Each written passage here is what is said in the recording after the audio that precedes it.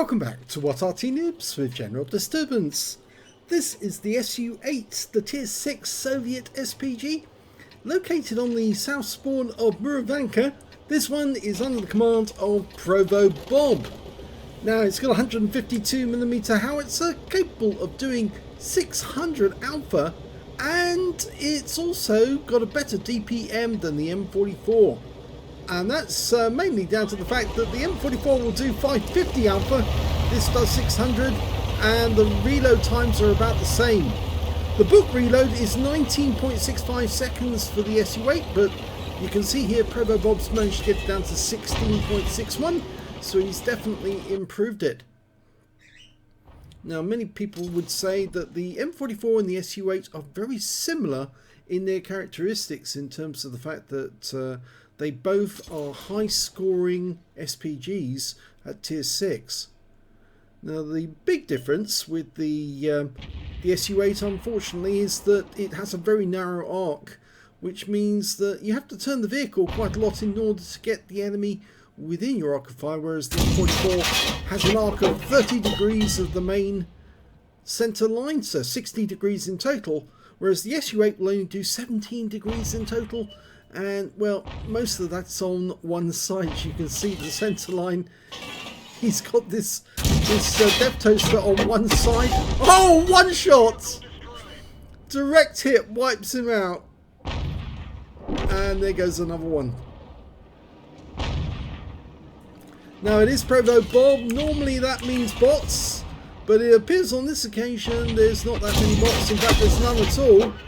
And we've got a T-34 shielded who dared to actually try and come as far south as he could, and unfortunately paid his price for it. It's a double header replay again, the double header video. Two replays on the SU-8. Some of you said you actually like this because you get to compare different battles, and it's much nicer actually seeing two replays one after the other rather than just seeing the one. I must admit, it does actually help because you can see differences between different games. Certainly when I do those three replayed battles, you get to see a lot. Now that one definitely fell short. Yeah, he aimed short deliberately. I think he was hoping the shell would actually go long and hit the Cheetah.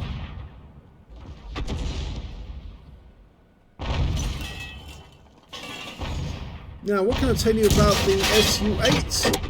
Ah, that's a better shot there.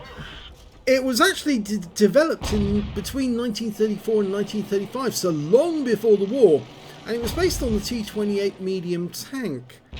Now, the chassis and the engine are identical to the medium tank, and so they're going to have absolutely no problem building this Arty if they actually put it into production. But what happened was that they actually cancelled the production of the T-28, and as a consequence the SU-8 never got built, which is a pity really, because this would have been a very good Arty because it was fast, it was mobile, and it had a decent gun as well, the 152mm. Soviets were very good at building Arty, very good indeed. And the thing about the SU-8 was, not only was this Arty quite fast, because obviously it was built on a medium tank that's quite quick, the T-28. Well, we've got a bit of reticle bloom there, but the target was still hit. But the other thing, of course, is that this Arty does have a very high arc, and will go the entire range of the map, so you're not limited by range, and having a high arc means that the shells can hit targets which are hiding behind rocks. So if you've got an enemy that's deliberately trying to conceal themselves from you, hide behind a house or a rock or a ridge line, you can usually hit them with an SU-8 where you might not be able to hit them with an M44.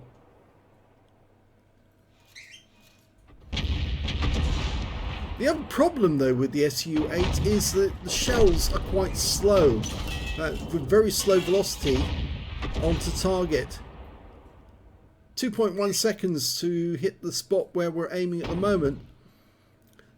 And the problem with having a slow shell means that if the target's moving fast, you have to give more lead on target, because the target will travel some distance before it actually reaches the aim point. So yeah, so if you fire it at the point that that tank is, then they will have driven away by the time your shell arrives. And this is one of the problems that people are actually suggesting might happen with the artillery changes in the sandbox, because they are talking about slow shells and trajectories, and you might find that shells do not arrive on time. In fact, they're quite slow, and as a result you miss the target because the target moves away. In fact, one of the problems that they've actually, and I know I'm bringing up the whole artillery changes, one of the problems that they've actually suggested they were going to do was give warnings to everyone that the shells were coming. Oh, fantastic shot!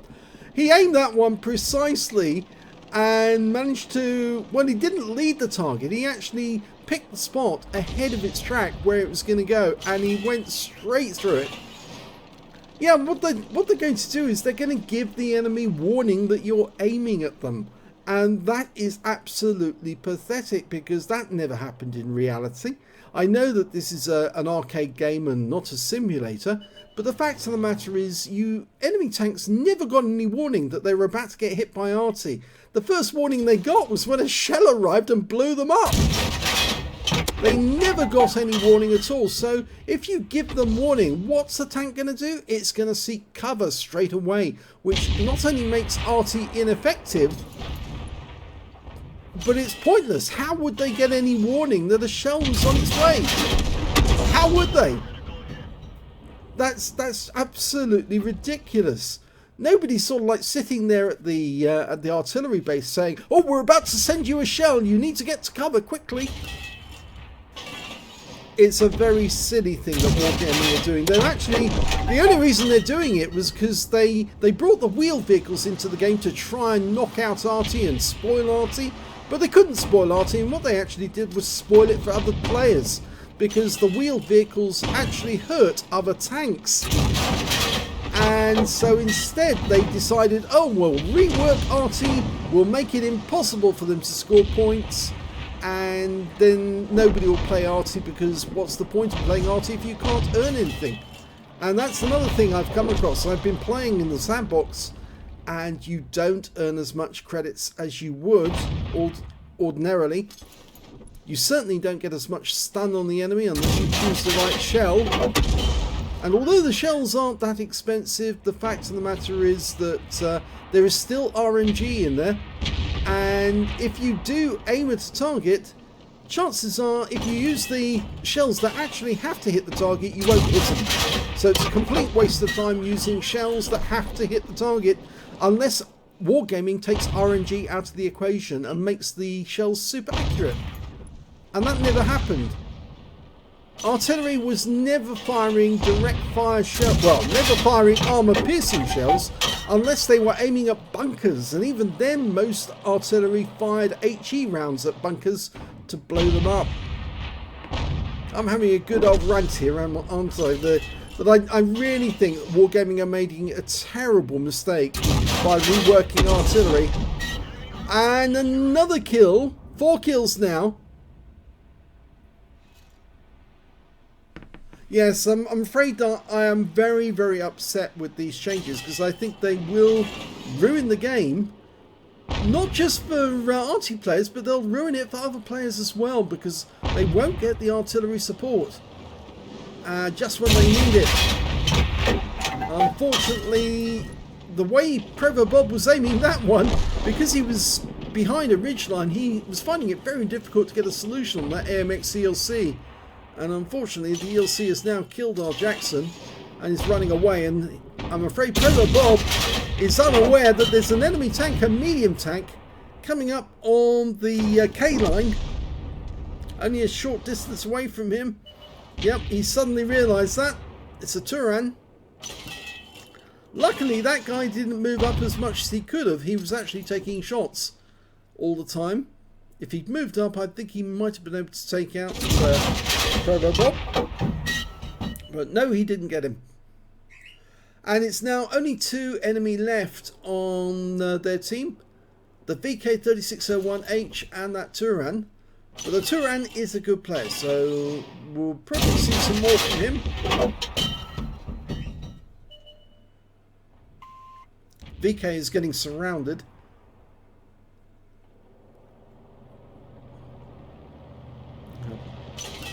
ProvoBob's backing away from the Turan. In fact, actually, that's probably a wise move, because you don't really want to turn your back on somebody the moment they actually suddenly appear and shoot you in the back. He's keeping his face towards that guy just in case he suddenly appears. They've killed the VK, so it's just the Turan now.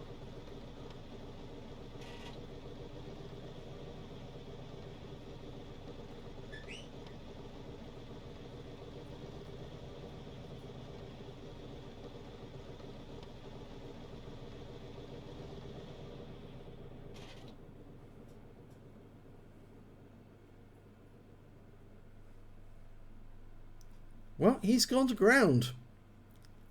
And seeing as he's actually quite a good player, he's probably a lot closer than we actually believe at this moment. Considering where they are, he must be very close. Or he's actually disappeared and gone north. He pulled back and went north up the map, up the water side. That's what ProvoBob thinks at the moment.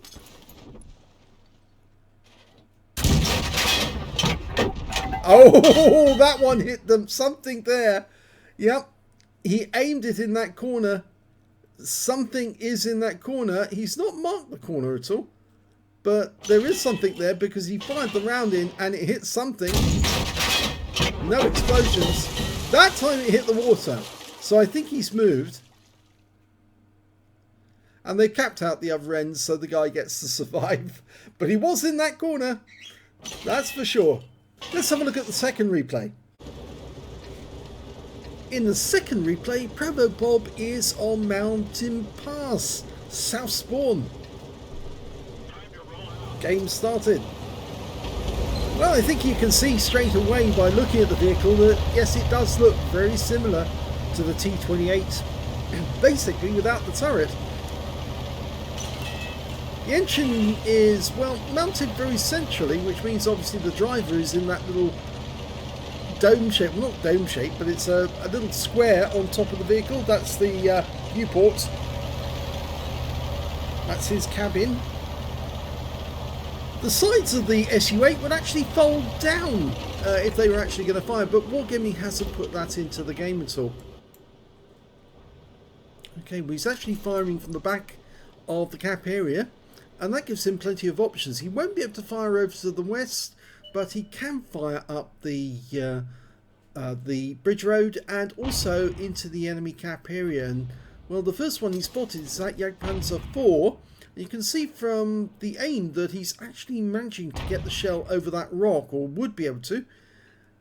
And that's again what I said about the shell trajectory being very high, which means you can land the shell down on top of the enemy. It's very similar in a way to the Gorilla, because that's also got a very high trajectory.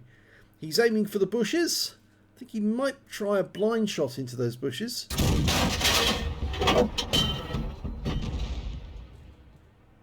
No joy there, but we do see enemy tanks up on the ice road. And from this position he can aim at those guys.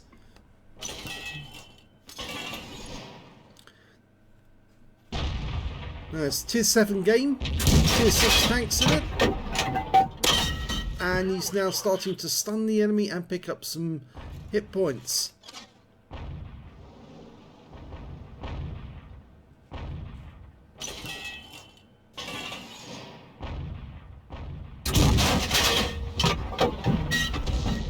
Well, that one was suffered from bad RNG, although the targets were missing from sight. It did seem to go a little further to the west than we wanted. Rounds out. Direct hit this time. Much better. Non-penetrating shot though.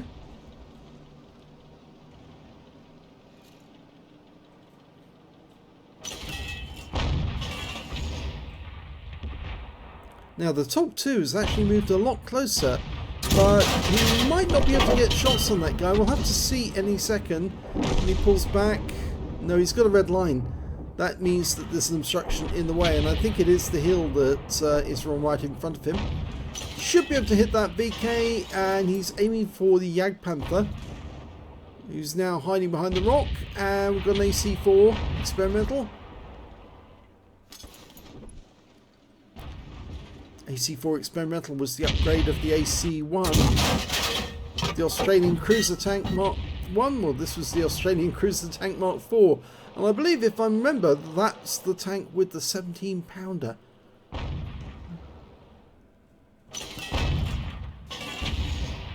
think he's going to try a blind shot. Nope, didn't get this one. Okay, the Jagdpanther's moved over, and that was a big mistake. With 2 tanks down on the enemy at the moment, they seem to be doing rather well. They're holding their own. Now we're only 1 tank down. They're coming up the ice road. Yep, they've managed to push us all the way back. That's going to miss the VK because it was aimed at where he was. As I've mentioned before, ProvoBob is actually very good at aiming, as you saw in the last battle, at getting good shots on the enemy, leading shots, and that just proves it there. He got the TOG, he aimed at where he thought that they would be using the minimap, and he got a hit. Going for the Caro. Nice hit.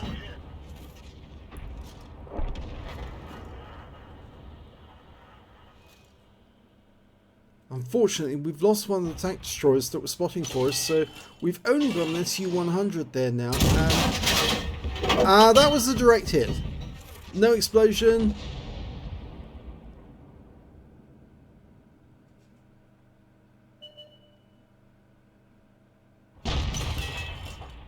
Okay, Jackson's arrived. Now, they don't have very good armour. They don't have very good. They have very poor armour. It's very thin. It's basically an M4 hull with very thin armour to make it able to move slightly quicker. Dialing in. Here we go. Target moved. Oh! Before he gets to shoot, the target's wiped out by the SU-100.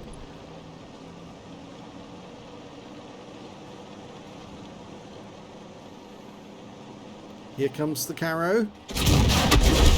Nice shot. You can see what he was doing was he was putting the aim line over the target to see the moment that the Caro actually intercepted the line and turned it red. And that gives you the indication that you're bang on target. Nice kill. Right into the side of the Caro. So that's his first kill of the game, but we're only 1 tank down on the enemy at the moment. We seem to have a couple of tanks near their cap area. There's only 1 enemy tank up there holding us back, and well, this next Caro's coming up, but is he aiming at the Firefly? He is. He's reluctant to move closer. Ah, the enemy Arty's coming to sight, an M44. Unfortunately, we lost 2 of the tanks that were attacking the cap. There's only 3 left on the enemy team. This Caro is very low on hit points. An FD304 and a T150. And the T150, well, I think he's actually on the ice road. Yes, he's actually closer than I thought. There he is. Okay, he's dialing in. Gonna have to make a blind shot. It hits the target. We need the Firefly to spot for us. There he is.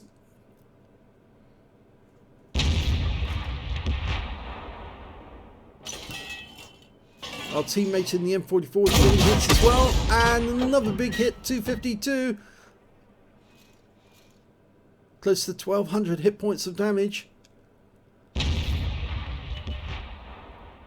Should be a kill shot if he gets this one on target. Oh! How did that miss? We are capping at the other end, and that might encourage the T150 to go back, but I doubt if he'd actually get there in time. So it does look to me like the Firefly's going to have to take out this T150. because he's so close to the ridgeline now, we cannot get a shot on him unless he moves back a bit further. Yeah, it's going to hit the ridgeline. The M44 is having the same problem. But we might get another shot on him as he retreats. Here we go, almost ready. Yes! Right up his rear. And that ends the game with a victory. So let's have a look at the end of battle stats. Here's the end of battle results, and it was an ace tanker for ProvoBob in the SU-8 in the first game. Not the first time he's had an ace tanker, he's had one before. He also managed to get a fighter badge for getting at least 4 kills, he got 4 exactly. A bruiser medal for getting at least 5 critical hits, he managed to get 17. A gauze medal for doing more damage than 8 times the hit points of his own vehicle. And also a high caliber for dealing the most damage in the game. His win rate from that game, 6,950, which is Super Unicum standard. So let's have a look at team score. 3,035 hit points of damage. The next high score being that Turan, the one that they couldn't find at the end. He got 1,896 hit points. And I think if we do a quick check, we can see that, did he actually hit that Turan? No, he didn't. So surprisingly, one shot that looked like a hit on the Turan actually turned out not to be. 1,716 hit points also went to the Skoda T25. When it came to kills, again he got the highest number with 4. 2 kills went to the Skoda T25, the A20 and the AMD 178B, the AMX CLC Beers and Gorilla on the enemy team. And when it came to base XP, he's got the highest on that one as well. So he's got the top in all 3 columns. 1,151 from that game, 995 for the Skoda T25, 774 for the A20. 25 shots fired, 9 direct hits and 2 penetrations, 12 splash. Damage of 3,035 hit points, all of it at more than 300 meters. He damaged 8 of the enemy, killed 4, did 843 hit points of damage assistance, so that's stun assist, sorry, of 10 stuns. On a premium count, he earned 54,428 credits, and because he used standard ammo, 24,178 credits to take away. He also managed to get 1,726 XP, times 5 on this occasion, took away 8,632 experience points altogether. So a very good game in the first one for ProvoBob. Let's have a look at the second game. Well, that was also an ace tanker, and this time around he didn't get any other medals other than a bruiser for getting at least 5 critical hits. He managed to get 14. His win rate wasn't nearly as high, 3,888. Let's have a look at team score and see where he stands. Well, he didn't get the highest damage. The Challenger did in this game. 2,518 hit points, whereas ProvoBob managed to get 2,164. And the third highest damage was their Yak Panther with 1,933. The M44 and his team also managed to get a Confederate. When it came to kills, it was the Challenger again with 4 kills, 3 kills to that Tog 2 on the enemy team, and 2 kills to ProvoBob, the Firefly 5C, the KV3 and the SU-100, and 2 members of the enemy team, their SU-100 and their M44. When it came to base XP, he got the highest, yes, 1,100 base, 1,094, so just 6 points behind for the Firefly 5C and 1,040 for the Challenger. And those are the only 3 tanks who managed to make it over 1,000. He fired 19 shots in this game, a lot less, 10 direct hits, no penetrations at all, 15 splash, damage of 2,164 hit points, of which 1,368 were at more than 300 meters, so you can see there was a lot of close range shooting. 7 enemy vehicles were damaged, 2 were killed, and 291 hit points of damage assistance, plus 885 hit points of stun assist off 11 stuns. On a premium account, he earned 49,536 credits from this one, but he got personal reserves of 24,768, and that brought up a total of 74,304 credits altogether. And after resupply of ammunition and consumables, he actually took away a profit of 48,914 credits.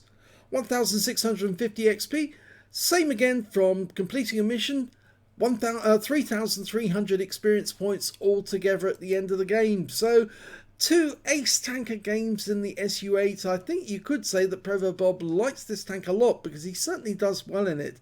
And although he didn't have much of a chance on Mountain Pass to earn as much as he did on Murovanka, he certainly did as much as he could under the circumstances. I hope you enjoyed those two replays. If you did, please give this video a like.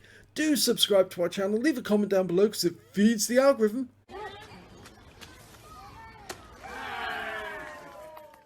And thank you for watching.